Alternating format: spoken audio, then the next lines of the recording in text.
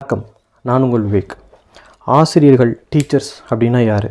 நமக்காக சிந்திக்க உதவக்கூடியவர்களும், ஒரு தாயாக தந்தையாக இருந்து மாணவர்களை ஒரு நல்வழிப்படுத்தக்கூடிய மிகப்பெரிய முக்கிய பங்கு வகிக்கக்கூடியவர்களும் தான் ஆசிரியர்கள் அப்படின்னு சொல்கிறாரு.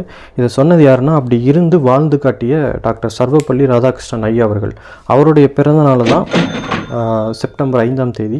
அவருடைய வேண்டுகோளுக்கு இணங்க நாடு முழுவதும் ஆசிரியர் தினமாக கொண்டாடிட்டு இருக்காங்க.